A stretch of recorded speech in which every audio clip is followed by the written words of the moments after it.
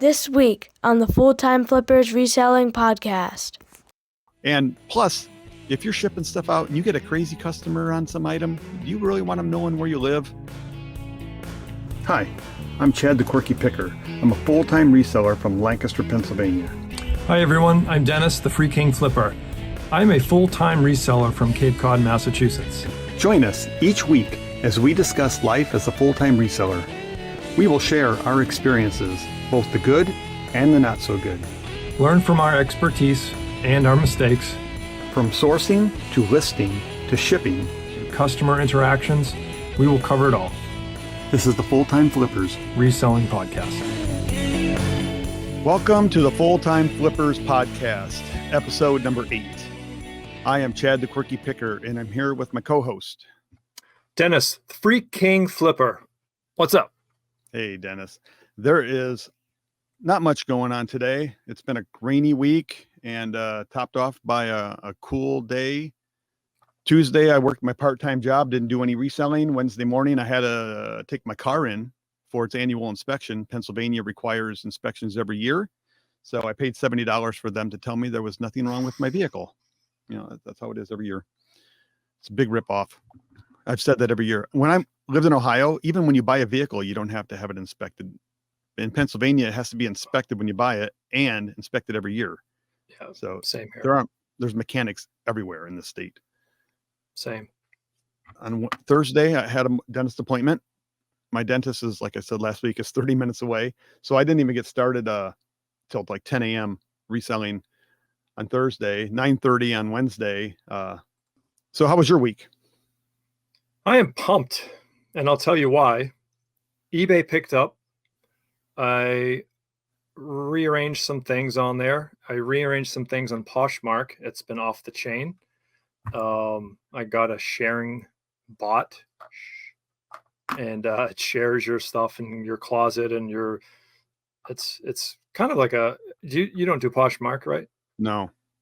So it's like a social media selling platform.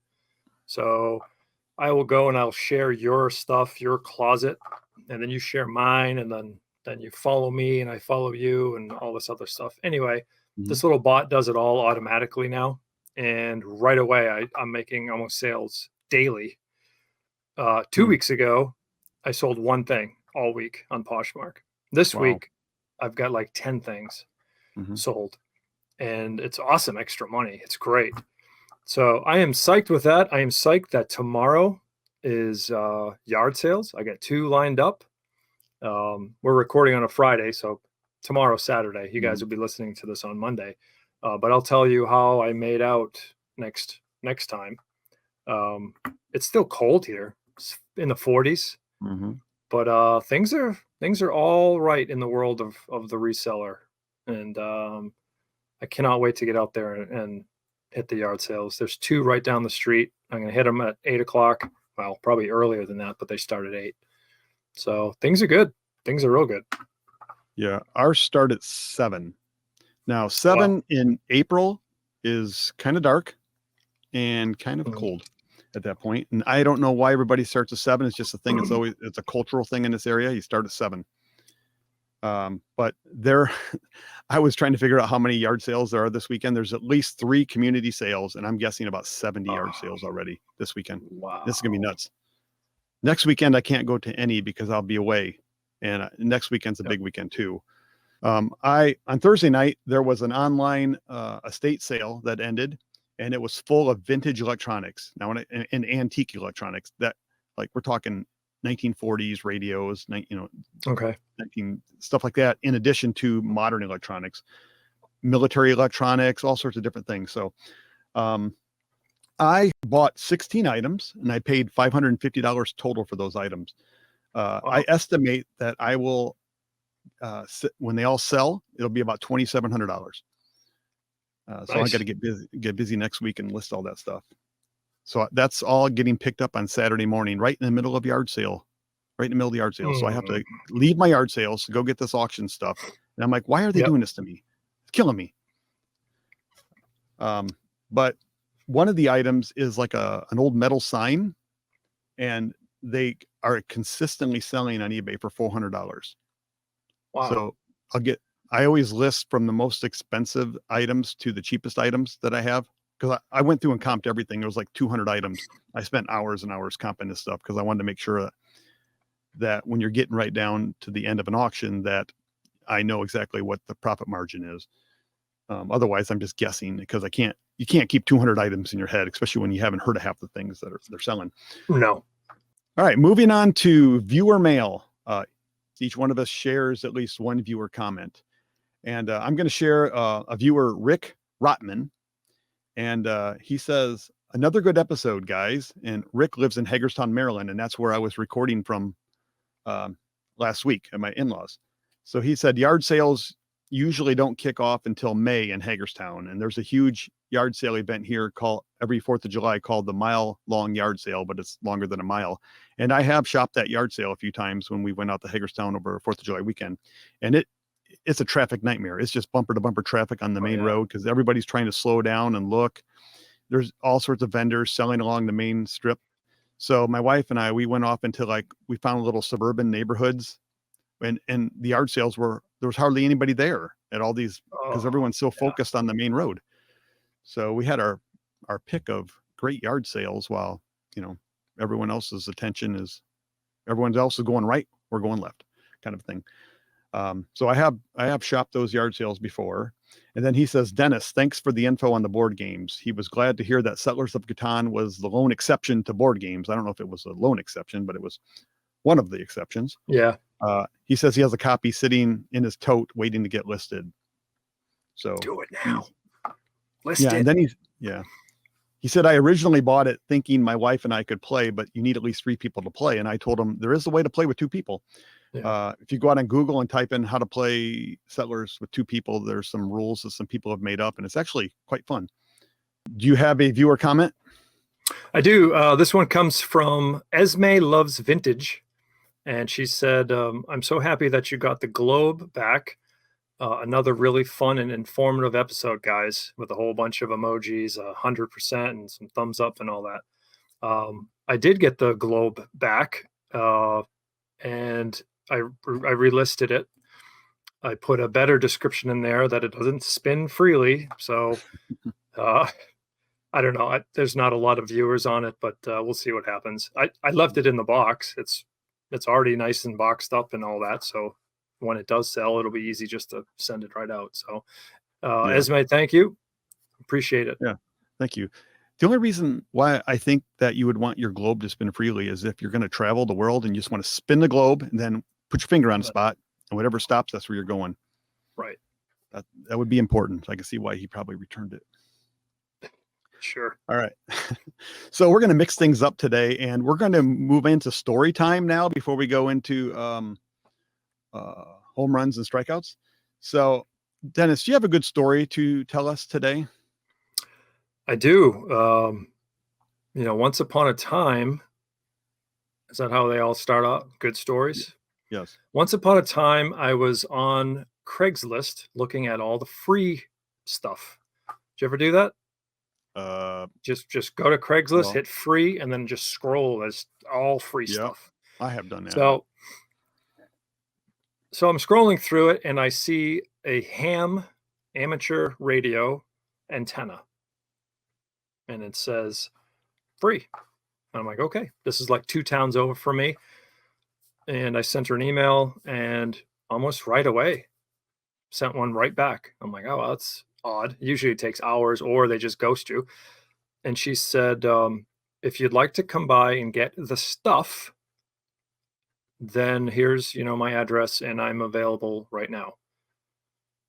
And I read it again, and I'm like, if you want to come by and get the stuff, I'm like, I thought this was just a ham radio antenna. Okay. So I said, okay, I'm on my way, and I'm going to leave right there. I do show up. I knock on the door. She invites me in, and to be continued. To be continued. Right. Yeah. At the end of the podcast, we're going to share the conclusions of our stories. So I have a story. I bought some golf clubs at a neighborhood or a yard sale just down the road from me. I paid $100 for these clubs. They were Pings, and I don't remember exactly which model or whatever, but I had comped them. at the yard sale, and they were selling consistently for $275, and it came with a golf bag. And so I paid $100 and brought them home, swung the clubs. I liked the grips. They were nice, nice clubs, listed them for $275. A few months later, I went down to like $250, or a month later, maybe $250. And then I got an offer for $225. And the guy had sent me a message saying, how are the grips? And I'm like, grips are good. I didn't say great. I didn't say excellent. Didn't say mint. I said, good. I said, I swung the clubs and they felt good to me. So he bought them, shipped them out. This was back. Do you remember when USPS had that surcharge on any packages that was longer than like 23 inches, and then if it went over 30 inches, I think it was like a $12 or $15 surcharge. Crazy. Yeah, that was crazy for a while there.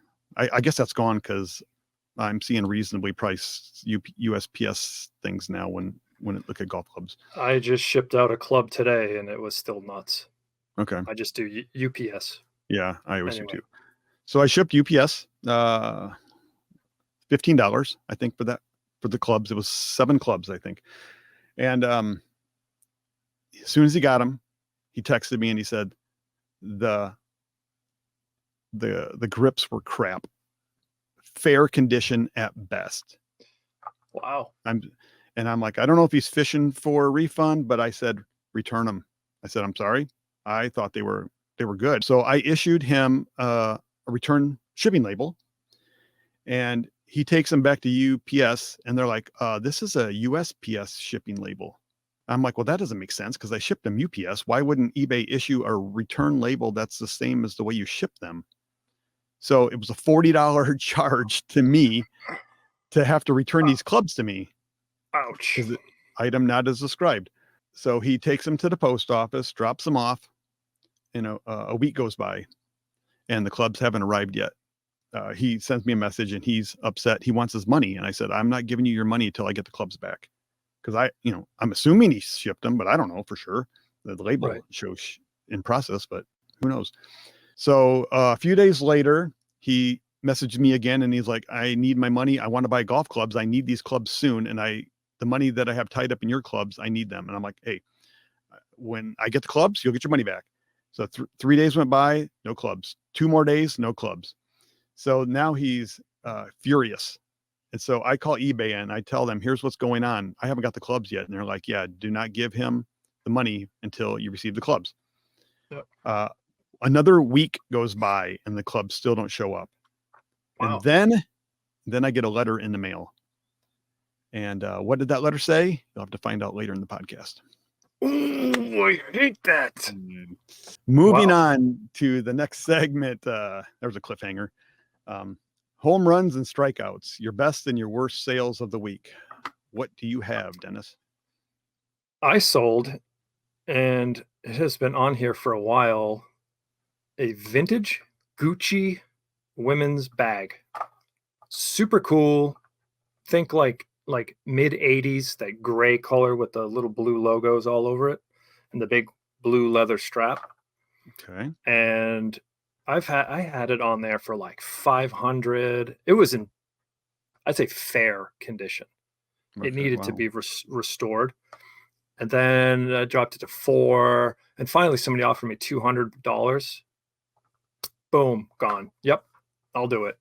And not only did I ship it the next day, she got it within like 3 days and automatically came back and gave me a glowing review and positive feedback. So I'm like, this is amazing. $17. It was at a little church thrift store. So that's what you paid. 17 to 200. Not bad. Yeah. So I'll take that. That helped out a lot. That was like the kickoff to my week, and it was great. Yeah. My strikeout, it wasn't anything I bought. It was something I missed out on. And this doesn't normally happen to the Free King Flipper where he misses out on free stuff. But I did. I go on and I'm looking through all the free things and there's a pile there. And I think this is a cool segue because I think I know what you're going to say later. There is a Rubbermaid container filled with toys and it looked like to be dinosaurs. So I snapped a picture with my phone and then I zoomed way in. And sure enough, they're all JW, Jurassic World Yeah. and JP stuff, all the plastic guys. Yep. And I'm like, oh, I know there's money there. Got in the truck, drove right down, gone. I must have missed it within 5 or 10 minutes because as soon as I saw the post go up, so I was so mad. And then everything else that was there was nothing. So You said it was a curb alert? yeah, someone could have just pulled up. Oh wow, free stuff, But doesn't happen too often. But one got away. So. Well, my home runs, I have kind of props. I have screenshots. I have a few home runs I'm going to share, but there's one I really want to share. These are just, let's see if I can figure this out. So I told you a few weeks ago, I bought those Sirwin Vegas speakers. They got sent back to me, and I figured I'd just start parting them out. So I sold the crossover from the back of one of the speakers for $99. But in addition to this crossover, I have sold 2 mid-range speakers for $113 and one of the grills for $75. So I'm up to $287 so far, with $543 still listed for sale of parts. Wow. So we'll see. I think that puts me still around $800. So that is a home run, but that's kind of boring. I mean, I can talk about vintage speakers every single week and people will get tired of it. So I am going to go with Jurassic World Dinosaur. At that. This was free. My mother-in-law, as the grandkids have been growing up, she went to Toys R Us all the time and would buy them anything they wanted. She has lots of dinosaurs and animals and plush and Pokemon trading cards and whatever, all sorts of stuff. But she's getting rid of that stuff now. And little spikes in the back. It's kind of cool. That one's awesome. It's kind of coming fast. And I looked this one up thinking maybe it was worth like $20, and it was worth at least 84. I saw sold comps for. Someone offered me $70 and I took it. So yeah, Jurassic World Dinosaur, $70 plus shipping. And my strikeout was Dansk Portugal white ribbed serving bowls. When I first started reselling, one of my first estate sales I ever went to, I picked up a huge box full of this stuff and it was cheap. But that was over 2 years ago, maybe 3 years ago. And I have 2 items left. This was one of them. And this sold, it says $6 plus shipping. These Dansk white plain bowls, they're a dime a dozen and they're all over eBay and they don't sell that fast. Now, sure, there's always an exception to the rule. Look everything up. But in general, these cups and bowls, aren't worth picking up unless they're free, maybe, and you have plenty of time. You're looking for stuff to list. If you're hard up, then buy it, then get them. Yeah. That's my strikeout. I'm tired of them. I won't buy them again. All right. Yeah, I see them around a lot too. That almost that same exact design with the little the ribbed side there. I do see those a lot. Yeah. This one was from Portugal. Yeah. All right. So moving on to BOLOs and NOLOs. One thing to be looking for and one thing that you wouldn't buy again. Go for it, Dennis. So my BOLO, and it's probably, again, a well-known one, but I love finding point and shoot film cameras and even some digital cameras. Mm-hmm. The Olympus, that little Olympus one that has the slide right here. Yeah. I forget the name of it, but you can find these. You can absolutely find these at small thrift stores, especially yard sales, and you're probably going to pay between $5 and $10 for this. Let me see if I can bring the page up. Okay, so this is the one I was just saying right here. This is the Olympus stylus. I mean, look at that, $70. And then you're going to have a few more that are worth the money. I've never seen that one before, $100. But wow, there's a Pentax, $40. Here's another Olympus, $50. A Minolta, the little slide cover right there. Mm-hmm. So this is the one I find at yard sales a lot. This is an all-weather one, Olympus stylus 150. I have flipped probably a dozen of these in the past couple of years. $80, and that thing will probably sell overnight. Super Wow. easy to test. I don't film test them. They're going to ask you that. Mhm. But I don't. I check for functionality. I put batteries in it. And, I mean, these are great. You're going to find them everywhere. Look at, we're still on April 5th. Look at all the sold. Here's another one.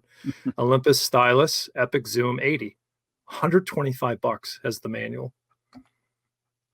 Wow. So, that type of stuff, I absolutely love doing it and love finding those. Mhm. You're going to find them at yard sales. I'm telling you, now that you know, your eyes are going to stop and you're going to be like, oh, that's what he was talking about. And look it up. I mean, they all have the name, the model, and the make and the model right there. Mhm. And I'll give you another tip too. Make sure you are opening up the battery compartment. If it is filled with corrosion, it depends. Some of them people will actually buy for parts. And, the other ones, like the digital, you can tell right away if it's a smaller megapixel, like 1 or 2 megapixels, just leave it there. But if you're getting up to 7, 8, 9, 10, 12 megapixels, these things sell. The little Nikon, the colored ones are like red and blue. You get $100 for those all day long. So, Why do you great think bolo. why do you think they're so popular with cameras, with phones with cameras now? Yeah, I know. And I'm trying to figure it out. I'm like, well, my phone, even though it's an older iPhone, still takes amazing pictures. Why would somebody want a film camera?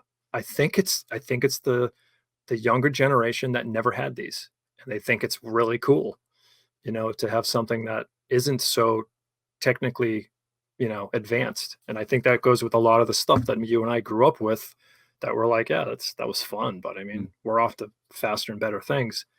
These kids are already born into the faster things, and now they're like, well, we want cassette tapes are making a comeback, film cameras. I mean, all the old stuff, vinyl. They like that older technology, Yeah. and they're bringing the popularity back, and of course, the value is coming back too now. So, in any case, my my Nolo, I'm going to offend some people here. I'm going to tell you right now, nothing against Oprah, nothing against her. She's amazing, but her book club books are worthless. Yeah. Do not pick these up. If you see that right there, Oprah's, just put it back. Put it back. I looked this particular one up. $4 and I think it was 59 cents with free shipping. This is a hardback book, probably Yeah. 2 pounds. It's going to cost you more. Yeah. So these are mass produced. They're everywhere. They are not, even if it was new, I still would not pick it up because it's got her little stamp on there. Guys, don't do it. If someone offers you a free giant box of, Oprah Book Club books, you are doing them a favor by taking them. You won't be able to make any money. There's zero money in it. Like I said, you're going to have to compete with these massive booksellers that have a special rate, and they're selling this book for $4 with free shipping. Well, a 1 pound media is $4.13. So what are you, just losing money every time? They're getting some kind of bulk rate, I think. Absolutely. So unless you have that, leave the Oprah Book Club alone, bring it home and read it, and then donate it to the thousands that are in the thrift stores right now. So that's my Nolo. All right. Well, my bolo is I have more digital props here. Local cookbooks. Really? Like with the plastic comb binding there on the side. Yeah. If I go to yard sales and I see them for like 50 cents, sometimes less, and they're like, see, this one says Strasburg, PA on the bottom, so it's local. You'd be surprised how many people want these old cookbooks from this area. Now, a lot of times their grandparents might have been in the book. If you go through the pages and it tells who the recipe's from. Churches will do this all the time. They used to do it all the time. Like local fire departments for fundraisers, people would just write in with, or they would just submit a bunch of recipes. Maybe this isn't obvious, but you didn't think this would be a good bolo. No. Okay. But if you can pay less than $1 and they're local, I don't know. I mean, it's just a big thing. Maybe it's a Pennsylvania thing more than a Massachusetts thing. I don't know. But I pick them up all the time for 50 cents. I probably have 60 to 70 in my store at this point, and I sell 2, 3, 4 a week. And this one, I don't know what this one sold. I took an offer, but maybe like $15. I'd have to look it up for sure. But I'm usually price them a little bit higher than I'll actually take for them. But if I'll go on eBay and look, and there won't be any of a particular cookbook for sale or sold in the last 3 years. It'd be like 1955, some church in a local in the area. So I'm buying those all day long, putting them up for like $24, and I'll sell them. Wow. I know I've passed over these multiple times. I just know I have, because the binding sticks out, and I know I just Well, or donated them. If they're like nationally produced ones, I don't buy them. And some of them, and what's really like, some of them you'll open up and you'll see like they were made like Fun Craft, I think is the brand that they mass produce these for people. And so all the like index pages are the same.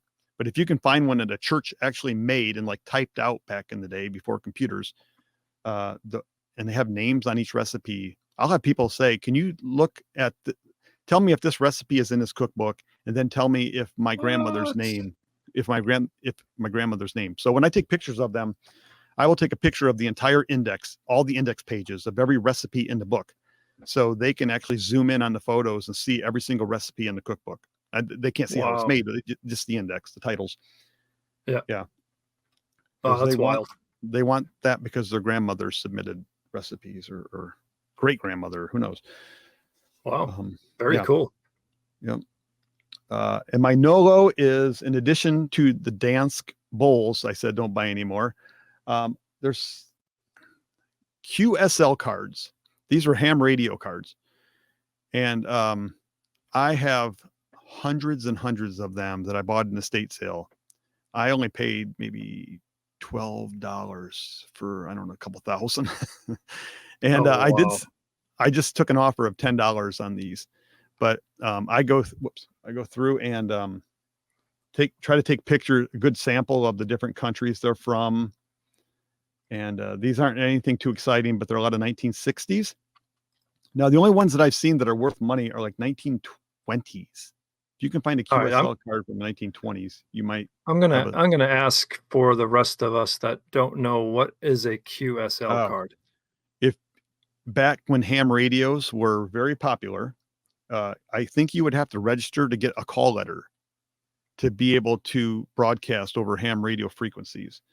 So then you would, I don't know who you paid or how that worked or who you applied to, but you would get an individual unique code to you, and you were supposed to use that code, I think, when you were broadcasting on a ham radio. So people would make postcards of their call letters, and then I think it was probably like traded in magazines. You put an ad, you could send cards to different people, and like it was like a trading card thing. I don't know when, it probably died out in the 1970s or 80s maybe. I don't know if it'll ever die completely, and correct me if I'm wrong, but I don't see the youth being interested in this at all. I don't know, but we'll have to listen to the rest of my story, because it is a ham radio story. Nice. And it's a happy ending. Yeah. What are the odds that you're going to talk about ham radios? And we don't like if you're listening right now, we don't normally talk during the week and tell each other exactly what we're doing. We just kind of go over some stuff before we record. So honestly, I don't know what his bolos and nolos are, and he doesn't know mine, or strikeouts and all that. So it's just uncanny how some of the stuff just matches up. Moving on to customer service. Talk about your most interesting customer interactions from the last week. Do you have some good ones? I have a really strange one. I sell a lot of media, as you can see, and it goes a couple of wraps in bubble wrap, and then it goes into a poly mailer. I've been doing this for years. It works perfect. Sent one out. I get a message through eBay from the buyer saying, I have not received it yet. I said, okay, no worries. That's media mail. I mean, it's nothing fast. Just can wait a couple days. I see that the tracking says it's en route. So the next day, she says they tried to deliver it today and left a card on my door, and now it's being held at the post office. I'm like, okay. So I'm like, I don't understand. Do you have a picture of the card? And she goes, I'll get it for you. But they're claiming that it is owed $6 and change to get it. I'm like, it's under a pound. I paid $4.13 for media mail. It's not oversized. It is a DVD. It qualifies for media mail. Is this lady like what? I don't understand what she's talking about. So she sent me a picture of the actual card, and it has, first attempt, and then it goes down and it says postage due. It's like $6 and something. And then at the bottom, it says fuel not covered by media. I have no idea what that means. And I was even asking my postmaster today, and he's like, I've never seen that before. He goes, the only thing that he can think of is they don't think it's media. And then now you're being charged for ground advantage. But even then, if it's 4 ounces or less, how heavy was it? Do you remember? Oh, probably 4 ounces. I mean, but media mail goes from 0 to a pound for one rate. Right. So it's definitely under a pound. Yeah. 4 ounce first class or ground is cheaper than 1 pound media. I always upgrade them at that point, but so it must have been over 4. Yeah, but so anyway, I said, I'm going to help you figure it out. I said, the worst case scenario is it comes back to me, I refund you. Bam, she gives me a negative feedback. I'm like, wow. Yeah. With so no, then what was the reason? Just negative feedback. She goes, I paid for this, didn't receive it. I'm like, well, it's not on me. It's your post office. So I reached out to her and I gave her a revision request. And I said, can you please revise the negative? I said, it really hurts my metrics. And I said, I'm doing everything I can to help you. I said, but it's not on me. I said, it was sent on time, postage paid. And she actually did revise it. Wow. I never get a revision. That's like the first one I've gotten in like 10 in like 2 years. So, but yeah, that was it. And the other one is a customer service, me being the customer. And I got one of those awesome little messages from eBay yesterday that says, I owe more money for my FedEx package. Have you gotten these? Oh, yep. 4 of them. So I called eBay, spoke with her, and let me see if I can pull this thing up. She said it is a known issue. Okay. She said this is a known issue, and we will be refunding people. Let's see. Here you go. So I guess they know about it, and they put this out. Due to a FedEx invoicing issue, that's not really what she told me it was, but some sellers were incorrectly charged for FedEx label adjustments. Mine was an additional $12 and change. We apologize for the inconvenience. eBay will be refunding these amounts within the next 5 days. So, keep track. If you're using FedEx, keep track of the weights and the measurements. They're claiming that it's some type of processing issue.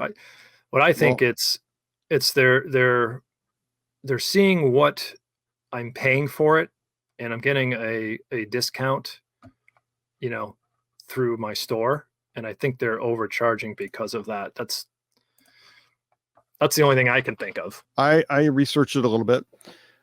It's interesting because I went to FedEx, and one of these packages that actually said it was the wrong, that I got charged like $28 more for.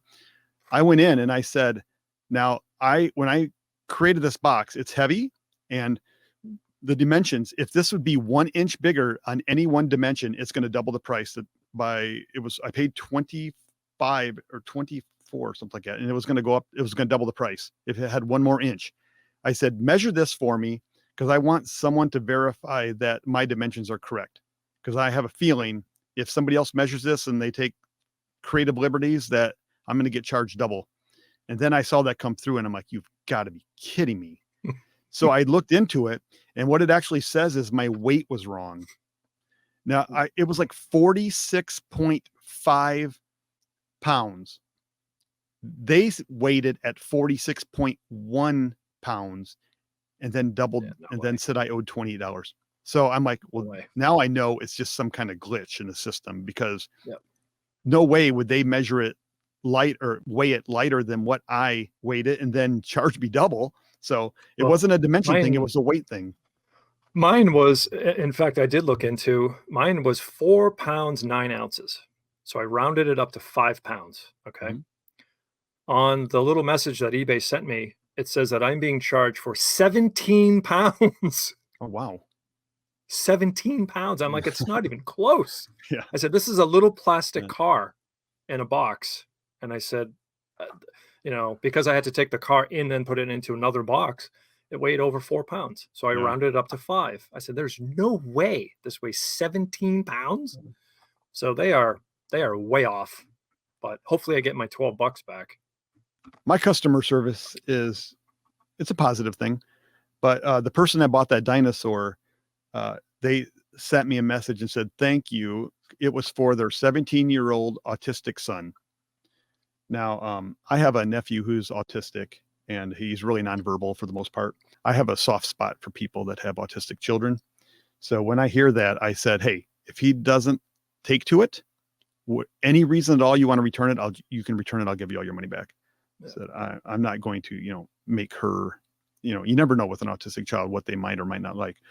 But if he doesn't like it, I said, return it for a full refund. No questions asked. So, and then I was going to leave the batteries in it, but every time you moved the item, it roared. And I thought that would be kind of funny if I left the batteries in and then shipped it. Because then I do it all the time. Do you? All the time. I love it. I think it's the coolest thing. You shake it and it makes noise. I'm like, I don't want the post office to pick this thing up and then like it roars and suddenly they freak out and throw it across the floor, or they have to open it up to see what's going on. But does anyone else do that? Because as funny as it sounds, I'm like, you know what? You just don't know the person that's going to be handling it, and maybe they don't have quite the sense of humor I do. I'm friends with my post office employees that we have a really good relationship. So I play the what's in the box game with them all the time. Oh, if it's Legos, I'll shake it. If it's, some type of toy that makes noise, I'll press it. And they'll be like, oh, that's so they get a kick out of it. Yeah. But maybe not on the other end, the receiving end, when it gets to the buyer, maybe they're not too thrilled, but I don't know. That brings me to a little side issue of local post offices.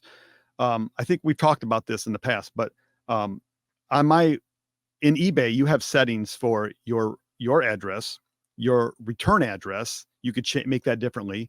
And then you could even have a separate address that would be a ship from address. Now, when my post office down the road is not the post office for the zip code of my house, but it's where I want to go. There's never anybody there. It's a very small town post office. These are the kind of post offices maybe that if they don't get enough business, if they got to make cuts, they could cut my post office. And and they get credit. So for all the packages that go through there. So on the label in eBay, in my settings for the ship from address, I have put my local post office's address. Same. So that they get credit for it. Because I don't need it to go through the big Lancaster City post office. They get enough credit for it there. So I do that. There is a glitch in eBay. I don't know if you've ever tried this out, but if you ship a UPS label and the ship from address is my post office, but the return to address is still my home address. When you print your UPS label and you look up at the top, it shows my post office as the return to address. Ooh. So if I'm shipping UPS and my label gets halfway ripped off the box and all they can see is the return address on a box. This has happened to me one time, not UPS, but a label got ripped and they could only see the return to address and it came back to my house. But they will send it back to my post office because that's if the barcode's damaged and they don't have any information other than what's on the label. So I talked to my post office about it and I said, what would happen if this ever got returned? And they're like, well, we wouldn't know what to do with it. Right. It's not even their mail. Right. They said, what you should do is rent a post office box and use that post office box as your ship from and your return to address. then it'll get, if it gets, your post office gets credit for it. And if it gets returned, they know whose it is because it's got a PO box on it. And I know that's extra money out of your pocket. I know a lot of the YouTube resellers prefer to use a PO address.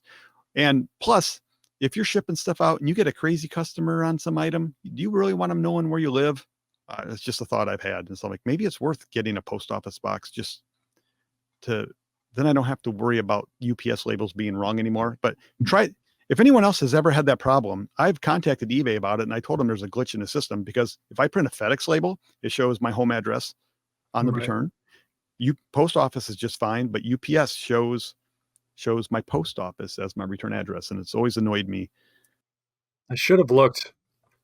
I mailed out 2 things on UPS, and I keep forgetting to look to see what the label says. Yeah, because if it's just me, I mean, someone might think that I'm crazy or I'm doing something wrong, but I'm pretty sure I'm not. Moving on to Time Machine. Travel back to a specific year. What would you buy then to resell now? And we chose the year 1969. We wanted to do something in the 1960s. And we chose 69 because that's the year that my parents got married. And I was conceived that year. Just a little added bonus here. But so my birthday's January 10th. If you want to send me birthday gifts, just keep that in mind. Well, we're traveling back to 1969, and I wanted to see what year these things actually came out because I dabbled with mini bikes back in the day, back when I was like 10, 11, 12, 13 years old. Everybody in the neighborhood had mini bikes. We'd ride them all around. And there's one cool guy had one of these, and it is a Honda CT or CT50. There's a bunch. Here's one. Is it 68? Oh, let me see here. I think it's 71, 70. Yeah, so there's a bunch of different years, but 1969, yeah, this is 68. 1969 is when they first came out. I did do a little research. Here's one. 1969 Honda CT. They were like little 50cc. They call them monkey bikes. Yep. But there's a huge cult following for these. Here's one from 68, 70. Here's another one from 1969, $7,000. So you see that they're worth between, I don't know, $3,000, $4,000, $5,000, all the way up to $7,000. Yeah. Depending on, the originality or the completeness of them. Even parts for these things are crazy. But I did do a little research on these. So these are worth, let's just say, an average of $4,000. It goes up to 5 or 6. It can go down to 2, but an average of $4,000 right now. When you went to go buy one of these in 1969, they were, and I have it written down here, $239.99. Nice. $239.99. And I don't know how many of these I could actually purchase. I mean, they're going to take up space, but I think I would want one in every color.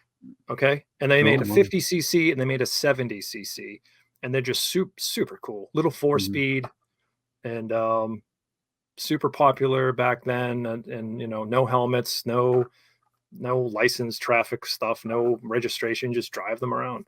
Yeah. So I have a soft spot for them. I when I was 10 years old, that was, a little mini bike, not like one of those, but the old pull start with the lawnmower type of thing. Yeah. Like the lawnmower engine ones. That was my Christmas gift that year. And I freaked out. And it was 20 degrees in December, and I wanted to go out and try that thing out, and I did. It didn't matter. So nope, it was awesome. So yep, old Honda mini bikes. That's what I'm picking up in 1969. All right. I'm going in a completely different direction. I grew up in Northwest Ohio, and if you can think of some of the big events in the world that happened in 1969, can you name the biggest one? Probably. Something to do with the space race, or we landed on the moon. Yeah. In July. First man on the moon, Neil Armstrong. He's from Northwest Ohio. Wapakoneta, Ohio, to be exact, or if you're local there, you call it Wapak.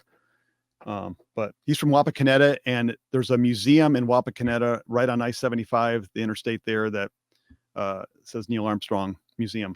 So I'm like, I wonder if there's if there's things valuable of Neil Armstrong. And if you have about anything that's signed by him, it's pretty good. Like a framed, maybe a magazine cover. I'll share my screen here. Neil Armstrong autograph. Let's see, there's no picture with that one. I'd almost have to like zoom. Can I zoom in? Yeah. This is just like a artist painting autographed, sold for $24.50. Newsweek magazine autographed, sold for $1,899. What? Yeah, it's crazy. That his autograph's worth that much. I think didn't he? He died, and there was a movie about him. There was a movie about him. It was kind of a depressing movie, I guess. I don't know. I think this watch might have been worn by him or something. $8,500. Yeah, here's a program from some kind of event where he and Charles Lindbergh both attended, and they signed this. They signed the program, and that sold for $5,700. So, and these are really cool. Frame postcards of all three of the astronauts from Apollo 11's autographed. That sold for $4,500. So yeah, I'm going Neil Armstrong. It's not glamorous, but if I had to pick a toy, the toy that I would pick would be, well, first off, I'm a big fan of the GTO car. That's my favorite muscle car. In the 1960s was the peak years of muscle cars. So 1969 GTO. I love the 1969 GTO, and I could go maybe buy a bunch of parts from a GTO. They had Ram Air and like a carburetor. Currently sells for like $4,000 for a carburetor. You could buy some parts. But if I'm going to pick a GTO toy, I'm going to pick the Johnny Lightning Redline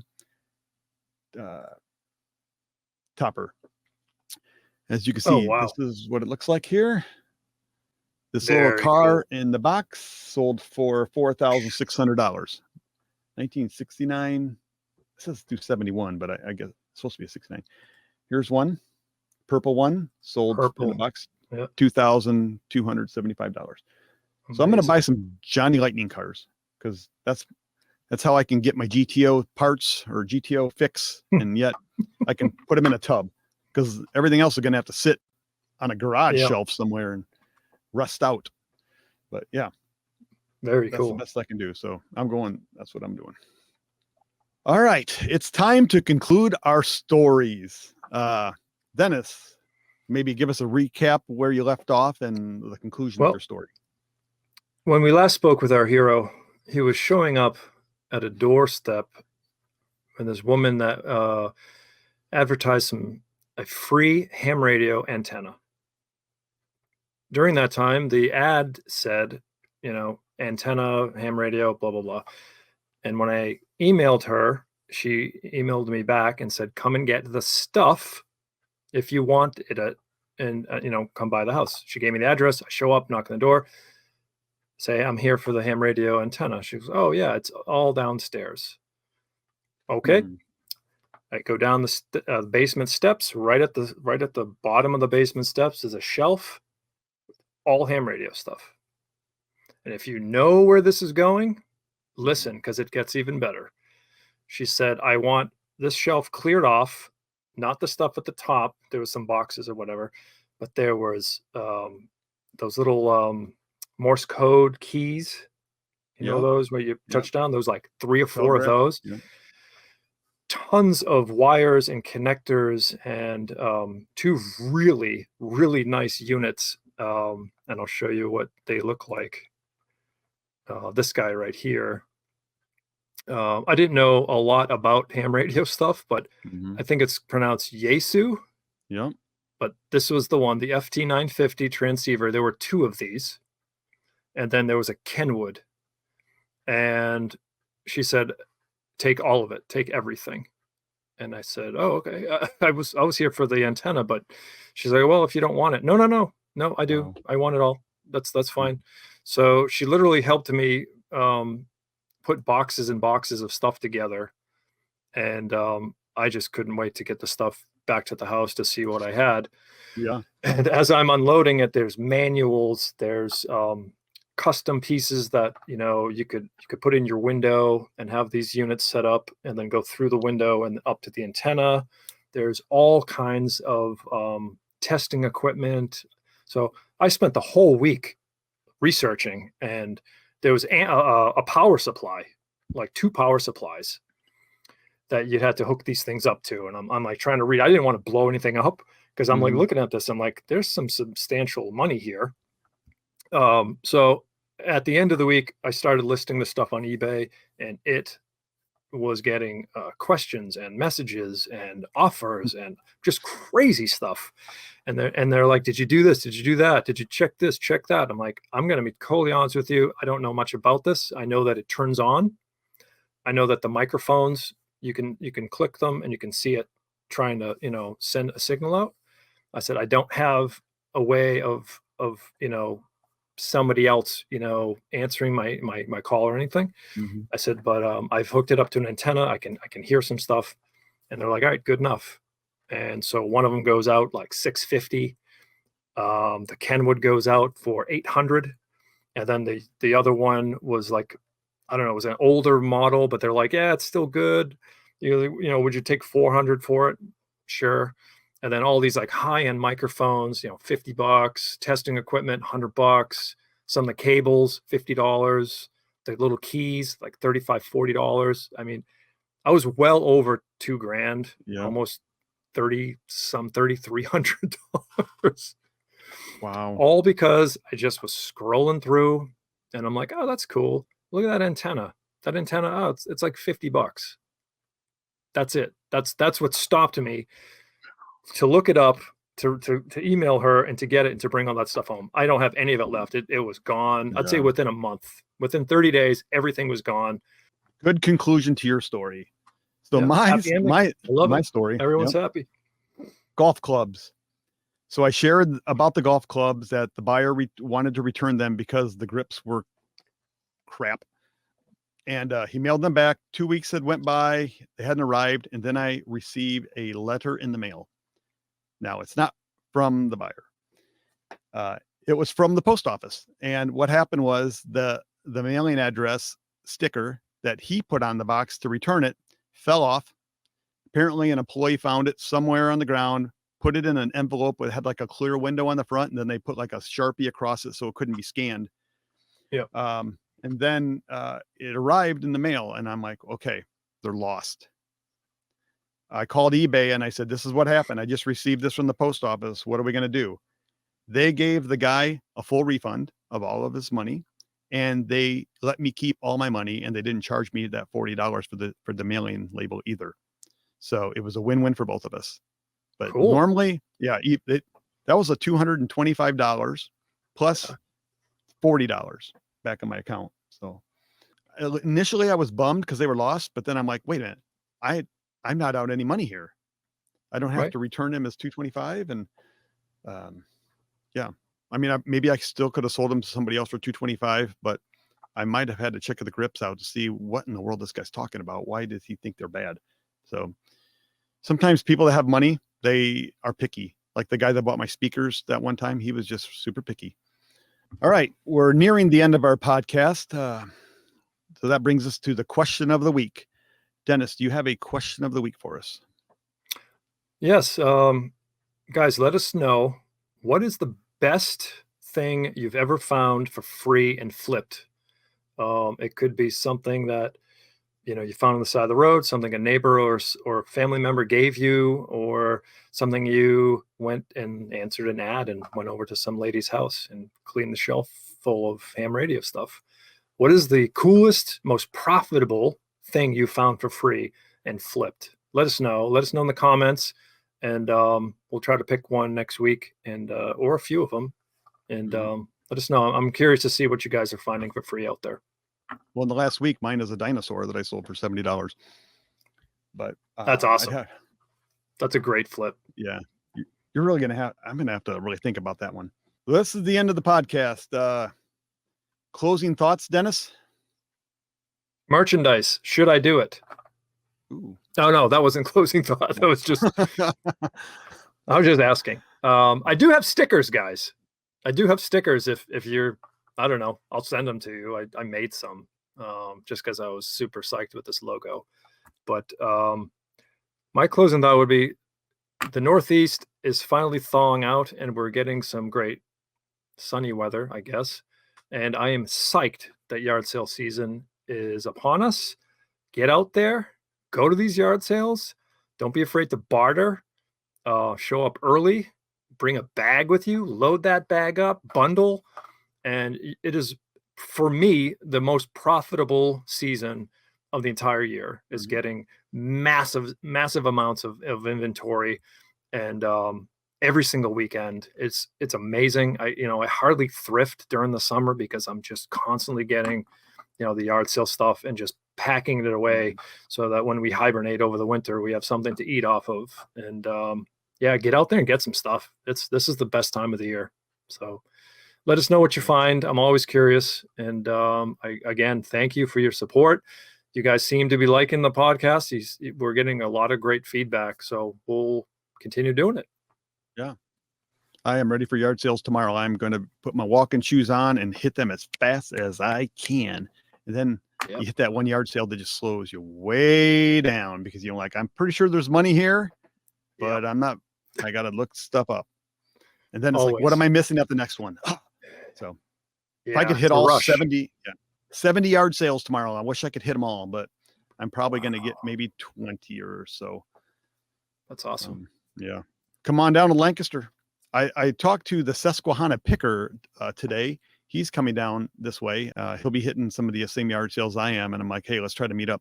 So he's a YouTuber. Cool. He hasn't done a lot of stuff lately, but it's always fun when I get to meet a fellow YouTuber out in the wild. So that should be very cool. Hopefully that works out. But all right. Well, that's all we have for this week. Thank you for sitting here for an hour and listening to us jibber jab. See you next week. No snarky comments this week. Yep. No, not one. Not one. Yep. All right. Bye, everyone.